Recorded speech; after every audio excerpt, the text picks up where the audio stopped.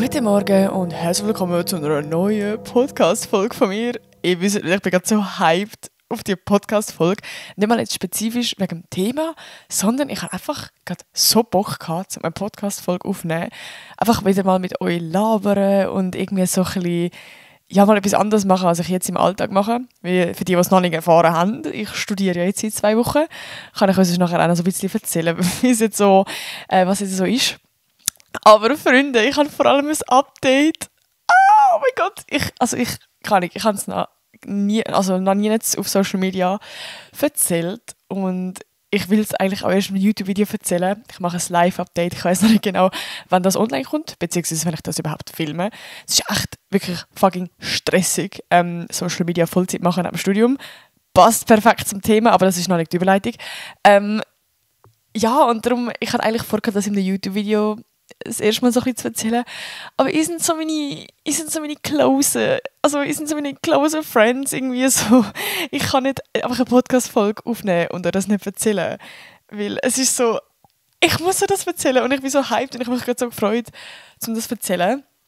Darum, ja, ich weiß gar nicht. Okay, also, Friends, für die letzte Woche meine Podcast-Folge gehört haben, oder echt die letzten 20 Folgen vielleicht, nein, 10 Folgen oder so, habe ich ja immer davon geredet, dass der Can und ich ja eine Wohnung suchen und ausziehen und am Struggle sind und alles. Und wahrscheinlich wissen wir jetzt schon, was kommt, aber wir haben tatsächlich eine Wohnungsbestätigung bekommen. Oh mein Gott, ich weiß nicht, wie fucking erleichtert wir sind. Wir machen gefühlt schon Jokes, wie das, wenn wir uns sehen.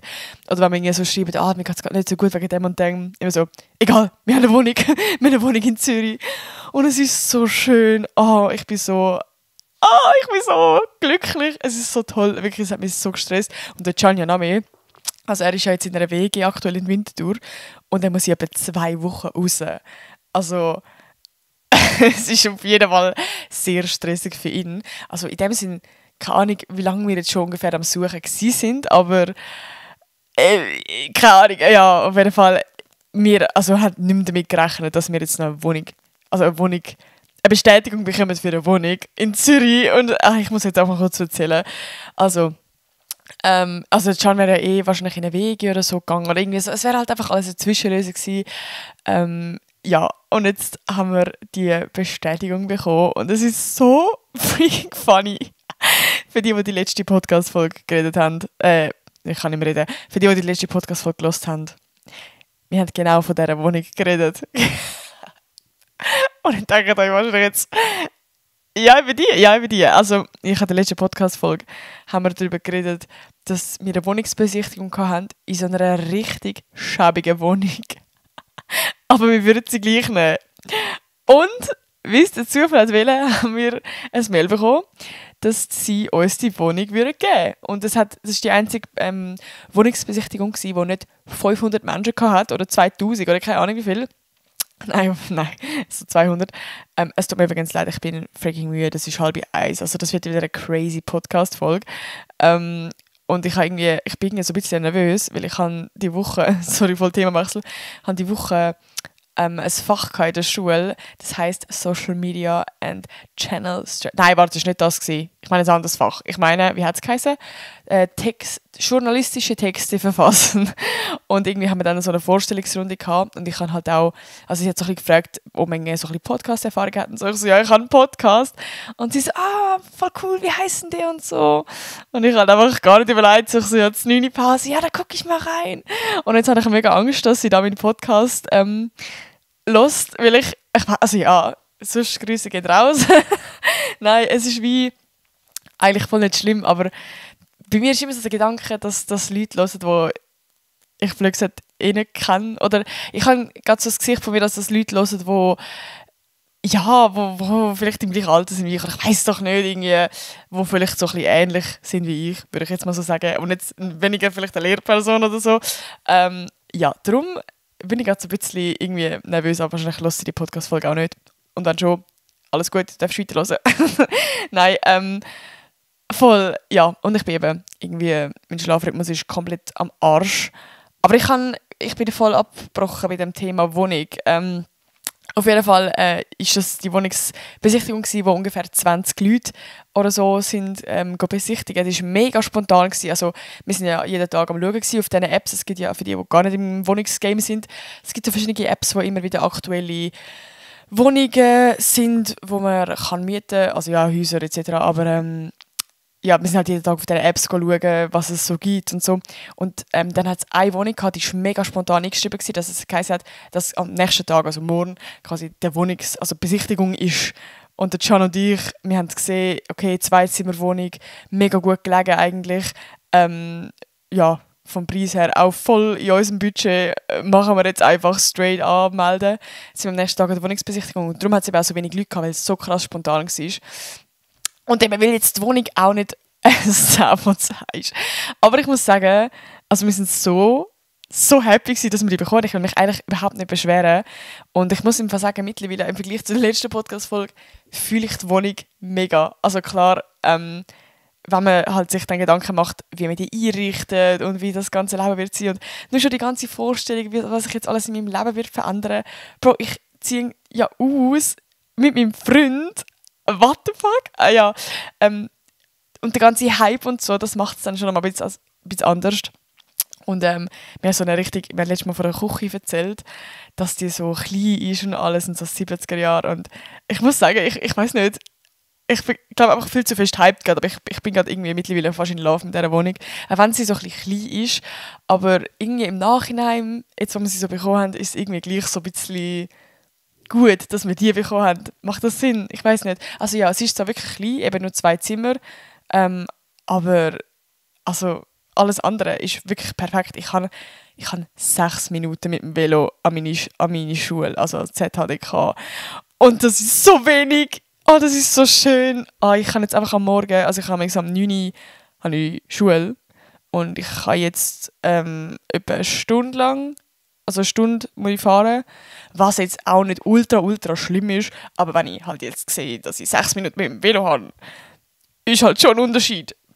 Da kann ich easy so um 8 Uhr aufstehen oder so und jetzt stehe ich um 6:30 auf. Von dem her, das ist wirklich geil. Da freue ich mich eigentlich fast am meisten drauf. Und einfach auch über das ganze Leben und so mit dem Can zusammenziehen, das wird so aufregend. Also ich werde nicht komplett ausziehen, also ich lasse meine Möbel noch da, aber ich will ja gleich die meiste Zeit dort leben, wohnen und ja klar meine neuen Sachen dort kaufen und so. Und es ist einfach ein Unterschied.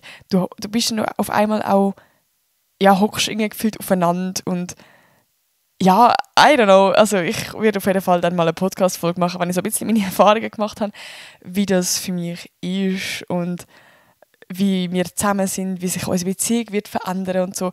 Weil das kann mega positiv sich verändern, aber es kann natürlich auch sich negativ verändern.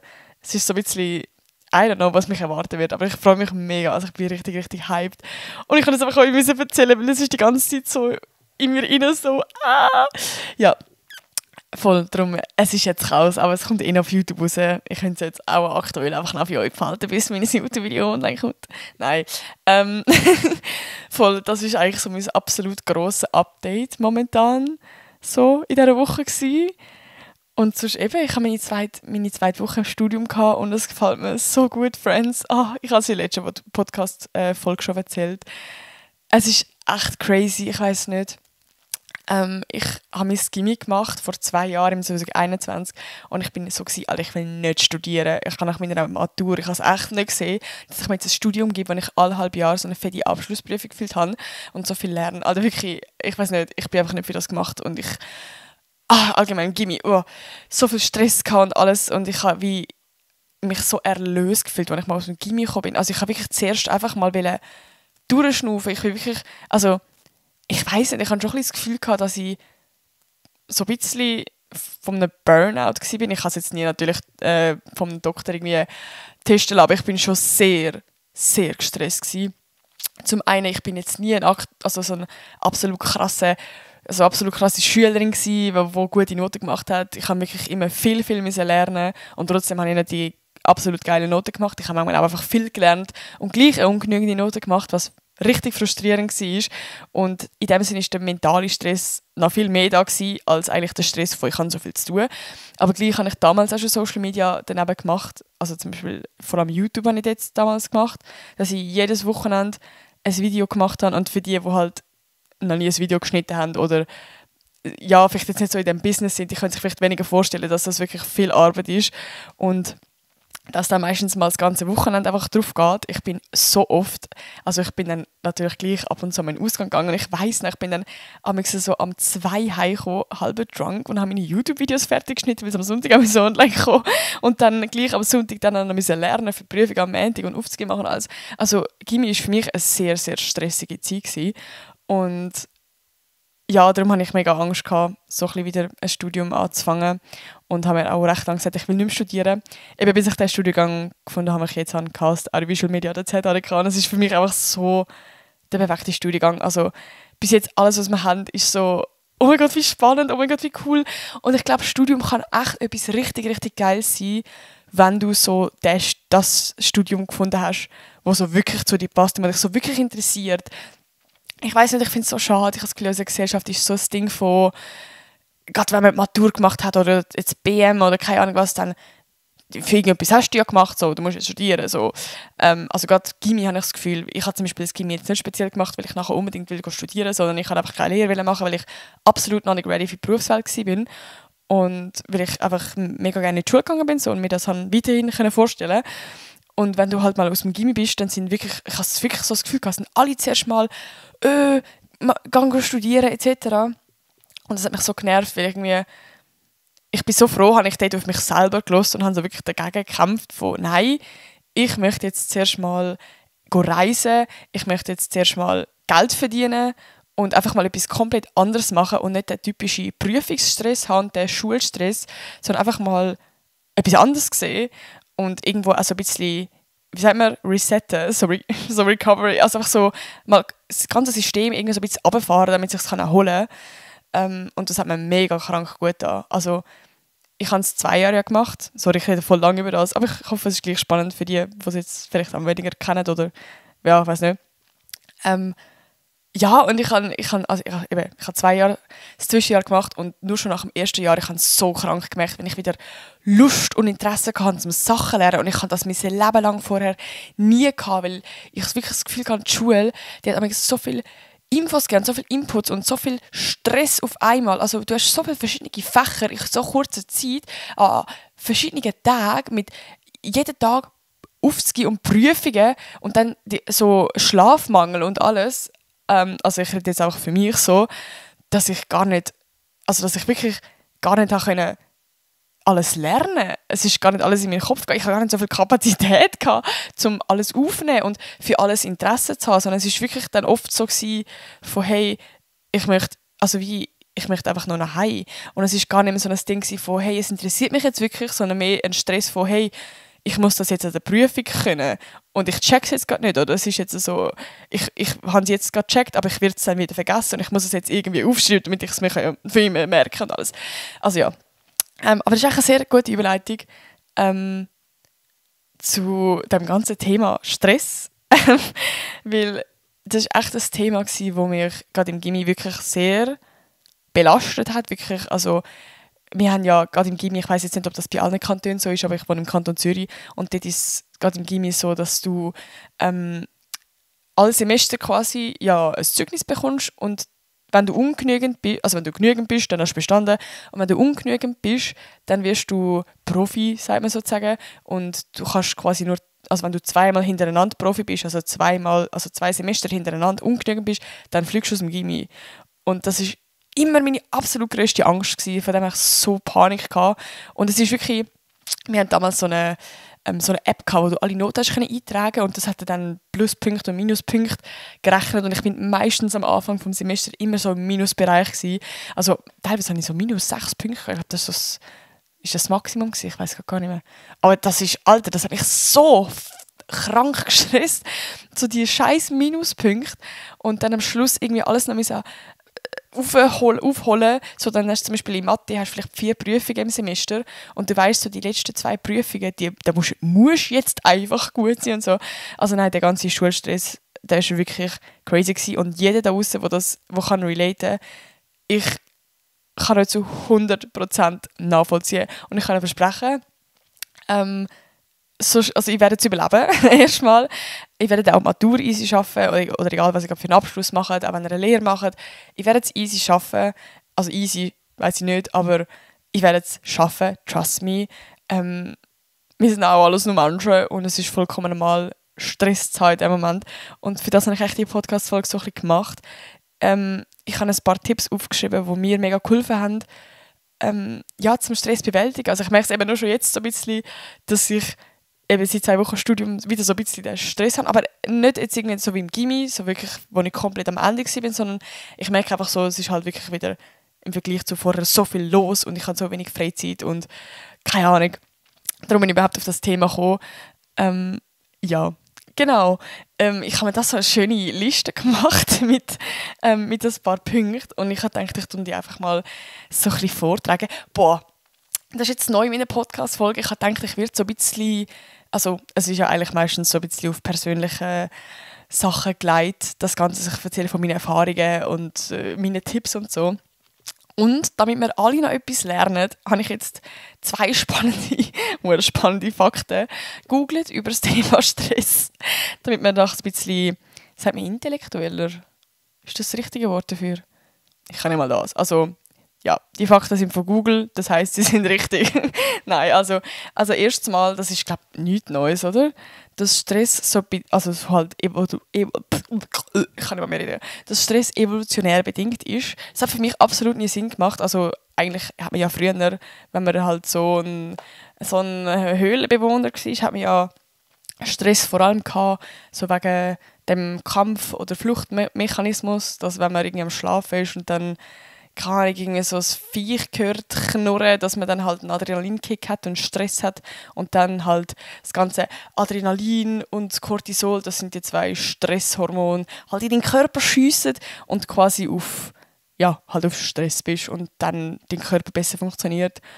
Und ja, das haben wir Menschen heute noch. Klar, auch natürlich haben wir Stress, eben wenn wir irgendwie kann ich, wenn es ein Tier knurrt. Nein, weiß doch nicht. Aber natürlich auch psychischer Stress. Und das finde ich voll crazy, weil das habe ich lange nie so wirklich gecheckt, warum. Also für mich ist das ein ganz anderer Stress. Aber eben, es ist vor allem so ein bisschen, also so habe ich es verstanden, ja, ich hoffe, ich habe es richtig verstanden, dass es halt wie so sich eingeprägt hat, weil es halt ein mentaler Stress ist. Also ist es ja obviously eigentlich auch bei einem Tier. Aber wie, dass es der Stress ist von Zeit und irgendwo Überleben. Und heutzutage ist es halt wirklich so, dass wir ja grundsätzlich nicht den Überlebensstress haben. Also es ist jetzt sehr unwahrscheinlich, dass wir mal geweckt werden von einem knurrenden Leu, wo will uns auffressen, sondern bei uns ist so ein bisschen das überlebende Ding von Geld, Ausbildung, keine Ahnung, wie wir in der Gesellschaft wirken, all das. Und das ist so ein bisschen unser Überlebensding und darum hat sich das so ein bisschen auf das Thema übertragen, was ich echt spannend gefunden habe. Voll. Und was ich auch spannend gefunden habe, es gibt 2 verschiedene Arten von Stress. Zum einen gibt es ich hoffe, ich spreche das richtig aus, einen Eustress und einen Distress. Alter. Der Eustress, Alter, Deutsch, Englisch, gar nicht kann ich. Der Eustress, das ist der positive Stress. Und das ist der Stress, den man so im Alltag zwischendurch mal hat. Oder vielleicht bei einem Projekt oder irgendwie so, oder vielleicht auch bei einer einzelnen Prüfung, wo positiv ist. Das heisst, er kann sehr motivierend sein, er kann einen weiterbringen, es kann auch, das habe ich spannend gefunden, es kann auch Kreativität fördern. Also ich merke das selber mega krank, wenn ich so im Stress bin, habe ich meistens so die mega gute Idee für so einen Fluchtplan. Also blöd gesagt, einen Fluchtplan so, zum irgendwie, falls man im Stress ist, mit der Scheiße rauszukommen, und im normalen Fall hast du das vielleicht nicht. Und das habe ich mega spannend gefunden, dass es so ein bisschen mit Kreativität dazu hat. Und eben, da gibt es halt den Distress, das ist der negative Stress, das komplette Gegenteil, und das ist, wenn es eben belastend ist. Und dann gibt es natürlich auch noch den chronischen Stress und das ist eigentlich so das Schlimmste. Das ist, wenn du eigentlich auf dauernd den Distress hast, also den negativen Stress, weil grundsätzlich funktioniert unser Körper ja so, wenn wir genau im Stressmodus sind. Heißt eben Adrenalin und Cortisol, die Hormone aus dem Körper sind, dass eigentlich alles andere auf Null gesetzt ist, also auf nicht mehr wichtig. Also wenn du musst pissen und dann im vollen Stress bist, dann musst du in dem Moment nicht mehr pissen. Und wenn du halt auf dem chronischen Stress bist, das heisst eigentlich im Dauerzustand Stress, dann ist das obviously mega scheiße für den Körper, weil die ganze Zeit dein Blutdruck hoch ist etc.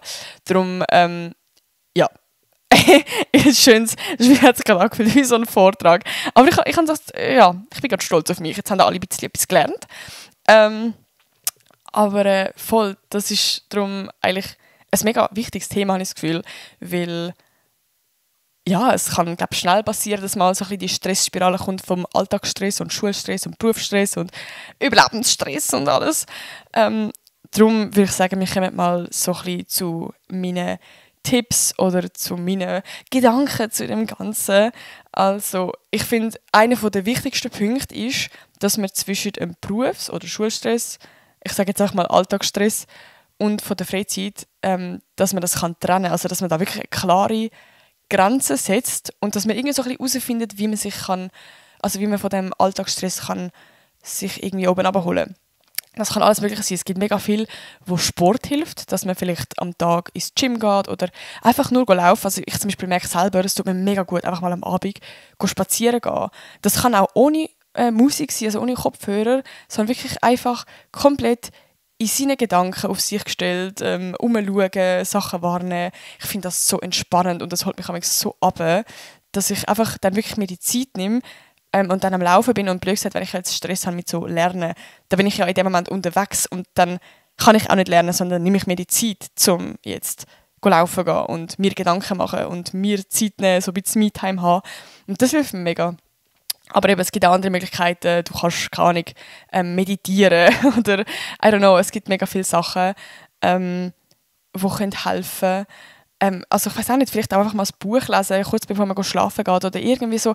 Einfach etwas finden, das nicht mit dem Alltagsstress zu tun hat. Ich finde es mega wichtig, dass man sich die Zeit nimmt. Genau. Der zweite Punkt, das ist eigentlich etwas, wo ich das Gefühl habe, ist einer meiner grössten Fehler im Gymi, wo ich, wenn ich diesen Punkt wirklich ernst genommen hätte, vielleicht gar nicht so viel Stress gehabt hätte. Das ist jetzt natürlich sehr gross gesagt, aber ich habe wirklich das Gefühl, dass das schon sehr wie so ein Domino war für alle meine Probleme. Oder ja, keine Ahnung. Und zwar ist das genug Schlaf. Ich weiss nicht, ich habe das Gefühl, das ist voll underrated. Oder man sagt das schnell mal, ja, genug Schlaf und so. Aber dann gehst du gleich so um 1 pennen und dann wachst du halt um 6 wieder auf. Oder so war es zumindest bei mir gewesen. Und ich habe das Gefühl, das ist wirklich etwas, was so wichtig ist, dass man das wirklich, also dass man da schaut drauf.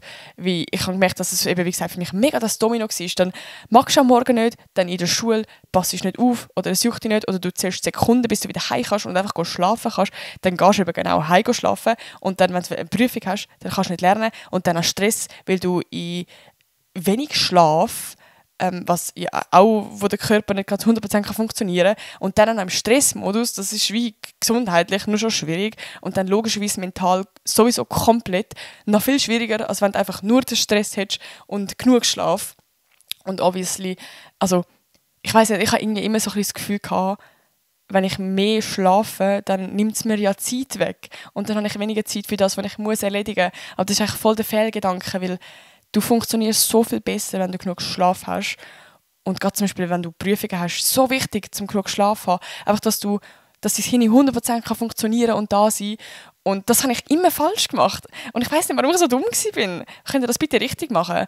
Also wenn ihr am nächsten Tag eine Prüfung habt oder etwas Wichtiges, oder einfach allgemein, schlaft genug. Friends, schlafen genug. Ich habe das Gefühl, das kann so viele Probleme lösen. Vielleicht, ja, ich weiss nicht. Ich bin zwar jetzt wieder im Studium, ich habe das Gefühl, ich habe meinen Schlafrhythmus auch komplett nicht mehr im Griff, aber ich probiere es auf jeden Fall wieder. Also, ja, ich weiß nicht, einfach so mindestens um 10 Uhr schlafen gehen, dann hast du so 8 Stunden Schlaf und das ist eigentlich so geil. Also, ja, darum, das ist wirklich mega, mega wichtig. Ein weiterer Punkt ist das Zeitmanagement. Das ist eigentlich schon ein obviously Punkt, würde ich jetzt sagen, aber ich spreche ihn gleich noch an. Wenn du Stress hast, indem du viele Sachen musst erledigen musst, du hast da den Haushalt, du hast da noch, eben, kann ich aufzugehen, da hast du noch gewisse Sachen, der will noch etwas von dir und etc. Also wirklich, du hast das Gefühl, du musst noch so viel machen, den Tag, es ist irgendwie schon 6 Uhr am Abend und du hast das Gefühl, du schaffst gar nichts mehr, dann hast du zuerst mal einen Mental Breakdown, weil du das Gefühl hast, du hast noch so einen riesigen Haufen von dir, aber ich kenne das so gut, ich kann das so oft. Darum ist Zeitmanagement eigentlich mega wichtig. Also als allererstes, das ist easy. Also, falls du jetzt gerade in dieser Situation bist, schau, wir werden es überleben. Also, ich sage mir, ich denke in dem Moment immer so positiv, ich bin so, kann ich in einer Woche, habe ich das alles wieder vergessen. Es ist einfach jetzt gerade aktuell scheiße und ich muss irgendwie aus dieser Situation rauskommen. Und eigentlich ist vielleicht der Haufen gar nicht so groß, wie man es in dem Moment denkt, weil du hast in dem Moment so einen Mental Breakdown und das Gefühl, das ist ein riesiger Haufen, aber eigentlich ist er eben gar nicht so groß. Und also so blöd es tönt, aber es macht ja, also du hast ja eigentlich automatisch weniger Stress, wenn du in dem Moment gerade anfängst zu arbeiten, als jetzt einen Mental Breakdown hast. Macht das Sinn? Es macht eigentlich keinen Sinn, weil du kannst ja das nicht kontrollieren, obviously.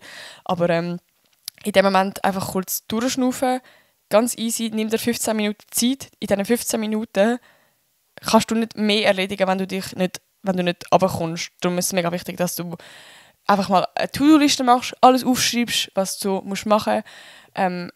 Ein Zeitding machen, für was du ungefähr wie viel Zeit brauchst und vielleicht auch eine Prioritätenliste machst. Was ist am wichtigsten, was muss ich unbedingt zuerst erledigen und so. Und ich glaube, gerade wenn du so die wichtigsten Punkte, die du unbedingt erledigen musst, zuerst erledigst, dann fühlt es sich schon viel, viel besser an. Also eben meistens sind es so viele kleine Punkte, die sich nach einem riesen Haufen anfühlen, aber eigentlich gar nicht so viel sind. Sobald du mal etwas erledigt hast, hast du das Gefühl, du hast schon viel erreicht und es fühlt sich gar nicht mehr so schlimm an. Voll. Und eben, obviously, genug früh angefangen, gerade zum Prüfungen lernen. Ich habe zwar immer so ein das Gefühl gehabt, was natürlich auch irgendwo stimmt, dass man so unter Stress eigentlich viel besser lernen kann, halt eben wegen dem Adrenalin-Ding und weil der Körper halt einfach so 200% funktioniert, aber in dem Sinn ja, auch nicht unbedingt etwas bringt. Also gerade wenn du im Stress lernst, kannst du am nächsten Tag vielleicht nicht mehr, weil es nicht ins Langzeitgedächtnis gegangen ist etc. Und eben gerade der Stress ist halt auch für die Gesundheit absolut nicht gut. Darum mega wichtig, mach dir ein Zeitmanagement, einplanen, wenn du was machen musst und so. Und was auch ein mega nice Effekt ist, tun so quasi die unnötige Zeit im Alltag füllen mit kleinen Sachen, die du kannst erledigen kannst. Also zum Beispiel eine Zugfahrt. In einer Zugfahrt, ich weiss jetzt nicht, wie lange du brauchst von die Heim bis eben zur Schule oder Arbeiten, aber die kann man mega effizient nutzen. Indem man, keine Ahnung, wenn du zum Beispiel etwas lernen musst, schau zuerst mal ein YouTube-Video an, um dich über das Thema zu informieren. Du schau auch mal die ersten Arbeitsblätter anschauen oder einfach irgendetwas machen. Und ja, ich habe das Gefühl, dass wenn du schon so ein bisschen etwas erreicht hast, oder weißt, wenn du schon ein bisschen angefangen hast zu arbeiten von diesem riesigen Berg, dann bist du schon ein bisschen drin und dann hast du einfach schon etwas gemacht und es fühlt sich so geil an. Und so lustig. Ich habe jetzt ja auch eben, wie gesagt, so ein bisschen den Stress, wo ich muss so viele Social-Media-Sachen neben der Schule machen und irgendwie, ich habe immer bis um 5 Uhr in die Schule und dann heimkommen und ich habe nur schon mega Angst im Winter. Wie mache ich das? Ich tue hauptsächlich mit Tageslicht mein Zeug filmen und wenn ich dann im Winter heimkomme und es ist schon dunkel, dann schwierig. Aber genau, ich habe mir jetzt gerade heute mit ein paar Leuten von meiner Klasse geredet, dass wir das jetzt vorhaben, nächste Woche, dass wir immer über den Mittag, wir haben eine Stunde Mittag, eine Viertelstunde produktiv sind, also in die Bibliothek gehen und einfach an irgendetwas arbeiten. Es ist nur eine Viertelstunde und es geht so schnell vorbei, eine Viertelstunde, aber in einer Viertelstunde kannst du auch mega viel erreichen. Und das finde ich irgendwie so geil. Es ist so eine Mischung zwischen, man tut sich gegenseitig motivieren, man ist so gegenseitig irgendwie, wir sind alle so scheiße, also weißt du, so, wir müssen alle irgendwie welches Zeug machen und gleichzeitig, du hast schon etwas, irgendwie ein kleines erreicht, auch wenn es nur eine Viertelstunde ist, aber du hast schon mit etwas angefangen. Also nur schon, wenn ich jetzt zum Beispiel muss ein YouTube-Video schneiden und ich schneide in diesen 15 Minuten, fange ich an mit dem Rohschnitt, dann ist es nicht mehr so eine grosse Hürde, wie ich muss jetzt noch ein Video schneiden. Also ich habe es zum Beispiel auch beim Lernen damals gekannt, es ist so die grösste, also das Schlimmste eigentlich vom Lernen ist eigentlich mal aus dem Bett gehen, das Handy weglegen, an den Schreibtisch sitzen und das Zeug für herholen und anfangen zu lernen. Wenn du schon mal angefangen hast, dann ist es gar nicht mehr so schlimm. Und das meine ich so ein bisschen, wenn du eben im Zug mal schon anfängst, die ersten 2 Arbeitsblätter lesen, dann ist es überhaupt nicht mehr schlimm, um dann nachher heimzukommen und direkt ansitzen und weiterlernen. Also jetzt zuerst mal essen und nachher das Handy und bla bla bla. Und ich habe das Gefühl, das macht mega viel. Also ich werde auf jeden Fall mal nächste Woche vielleicht ein Update geben, wie das jetzt gelaufen ist mit diesen 15 Minuten über den Mittag. Ich hoffe, wir ziehen es durch. Wir haben jetzt nicht einfach heute so ein bisschen darüber getagt und es wird nicht. Aber es fände ich mega spannend, ob sich das so für mich auswirken würde. Also zum Beispiel Zeit im Zug tue ich eigentlich jetzt schon relativ effizient nutzen. Ich schneide einfach am Morgen so meine TikToks oder mache irgendwelche Konzepte oder du Mails anschauen oder whatever so. Voll. Auch wichtig, mit Leuten reden oder den Struggle teilen. Eben wie gesagt, mir hilft es nur schon, wenn ich mit anderen hustlen. Also für mich ist das crazy, wenn ich mit jemand anderem lernen oder mein Zeug muss erledigen oder ich mega oft zum Beispiel auch meine Kollegin anrufen oder irgendwie schreiben so, hey, machen wir gerade eine Produktiv-Session, dass wir jetzt eine Stunde lang produktiv sind und dann sagst du irgendwie vom 6 bis zum 7 voll durchhustlen, jetzt alles erledigen und irgendwie, wenn ich weiss, dass jemand anders auch gleichzeitig etwas machen muss, wo er keinen Bock hat oder irgendwie muss produktiv sein, dann hilft mir das irgendwie und dann ist ja so ein bisschen der Druck da von, wenn wir uns jetzt nachher wieder melden und sie hat jetzt voll das Produktive gemacht und ich habe nichts gemacht, dass man sich dann so ein bisschen schlecht und schuldig fühlt und irgendwie hilft mir das mega, so ein bisschen diszipliniert werden, wenn ich irgendwie mit Friends so ein bisschen etwas anmache. Oder eben nur schon das mit diesen 15 Minuten in der Bibliothek. Und das andere natürlich auch mega wichtig ist, dass wir miteinander reden. Also, dass du Leuten erzählst, hey, ich bin mega gestresst und alles, dass du das nicht mega in dir rein hast. Das ist mega wichtig. Und man darf auch mal brüllen wegen Stress. Also ich brülle so oft, wenn ich gestresst bin. Ich brülle allgemein mega schnell, nicht nur, weil ich traurig bin, auch wenn ich hässlich bin und eben vor allem auch, wenn ich gestresst bin. Und ich merke zum Beispiel extrem krass, wenn ich gebrüllt habe, dann ist der Stress weg. Und gerade wenn ich mega gestresst bin, dann gehe ich am liebsten einfach schnell ins Zimmer, heule komplett raus und nachher geht es mir besser. Darum, ich finde eigentlich fast brüllen sogar wirklich wichtig. Also falls du auch ein Mensch bist, der ähnlicher ist wie ich, voll easy, lass raus, es tut so gut. Ja, und eben das mit anderen Menschen besprechen und irgendwo können abladen, einfach schnell, dass du vielleicht von irgendjemandem so ein bisschen Verständnis hast, vielleicht auch so einen kleinen Motivationskick von hey, du schaffst das, du machst das gut. Ja, was ich auch eine spannende Frage finde, die mir immer so ein bisschen den Stress nimmt, wo ich in dem Moment habe, ist die Frage, ist es für die nächsten 5 Jahre entscheidend? Das ist so eine mega random Frage. Aber wenn du zum Beispiel, wenn du jetzt wegen irgendeiner Kleinigkeit mega gestresst bist, aber in einer Woche wäre es eigentlich wieder scheißegal, also juckt es niemand, wie jetzt das ausgelaufen ist, dann musst du doch auch nicht so einen ganz krassen Stress machen.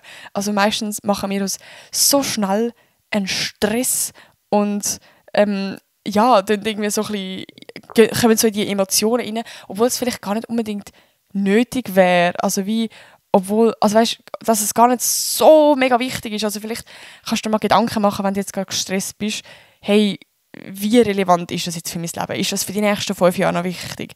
I don't know. Das hilft mir manchmal so ein bisschen, um einfach so ein bisschen runterzukommen von, hey, so ganz blöd gesagt, schlussendlich sind wir einfach da Menschen auf dieser Welt, die einfach leben.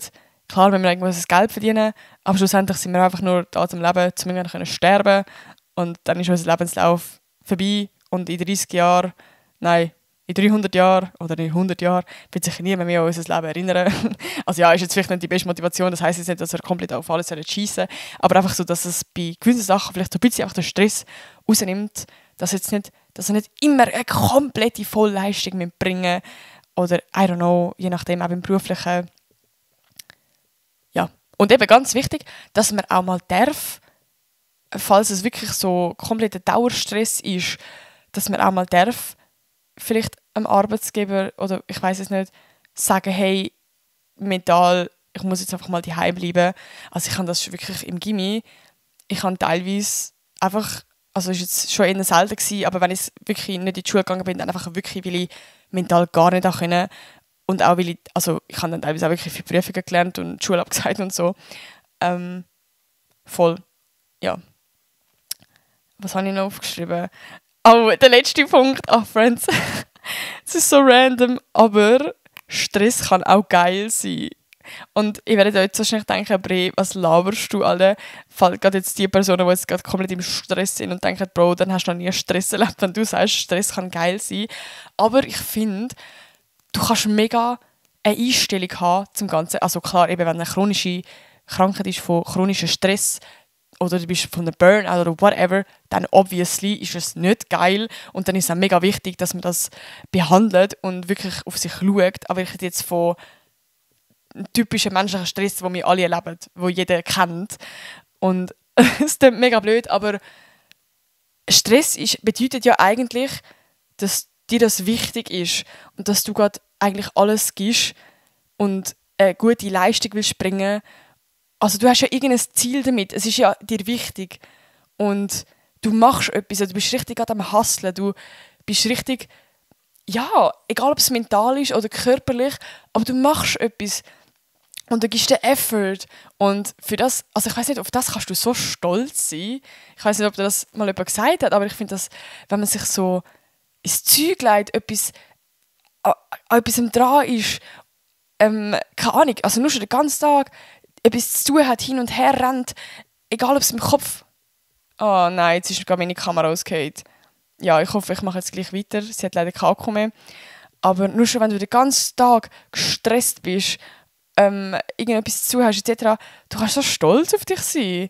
Also wie, das ist ja eigentlich crazy. Also weißt du, was ich meine? Darum, ja, lande ich da wie nicht so runterziehen. Das ist jetzt gerade voll blöd, aber ja, ich weiß nicht. Irgendwie, ich finde, man kann da so voll stolz auf sich sein, wenn man in diesem Stressmoment ist und irgendwie fühle ich es selber auch, wenn man so ein bisschen Stress hat. Klar, es ist scheiße und klar ist es nice, wenn du mal einen freien Tag hast, aber ich selber finde es irgendwie auch ein geiles Gefühl, weil dann habe ich so das Gefühl, ey, ich bin jetzt gerade produktiv, ich kann gerade irgendwo auch mein Leben im Griff, weil ich gerade so viel mache und es ist so, ich bin gerade am Hustlen und ich bin gerade so viel am Machen und irgendwie, keine Ahnung, manchmal finde ich es auch ein bisschen geil, der Stress. So ganz bisschen. Eben, und irgendwo ist es ja auch ein bisschen motivierend und alles. Also, keine nice ist es. Und vielleicht kann man, also je nachdem, jetzt ist jetzt voll individuell, ich kann jetzt halt nicht auf das jede Situation projizieren. Aber vielleicht kann man es auch vom Mindset her ein bisschen anders sehen, dass es eigentlich etwas Geiles ist, auch Stress. Dass man eben, dass es motivierend kann sein, dass einem das weiter kann bringen und dass man Sachen im Leben erreicht. So. Hätte man den Stress nicht, wäre man vielleicht die ganze Zeit irgendwie so ein Potato auf der Couch und würde nichts machen in unserem Leben.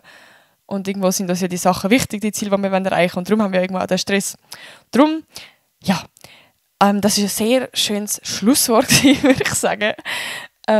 Ja, es ist wieder mal absolut random Folge. Ich sage das in jeder Folge. Eigentlich war sie dann mal wieder komplett strukturiert gewesen, aber gleich auch manchmal ein bisschen random. Ich hoffe, sie hat euch gleich gefallen. Und ihr habt ein bisschen, ja, falls ihr gerade Stress habt, ein bisschen weniger Stress. Eben, wie gesagt, falls ihr gerade irgendwo in einer Prüfungsphase sind oder allgemein gerade einfach den Alltagsstress haben oder sonst Stress haben, vielleicht auch. Ich habe jetzt gerade weniger in diesem Podcast über den mentalen Stress geredet, falls du einen Streit mit jemandem hast oder so.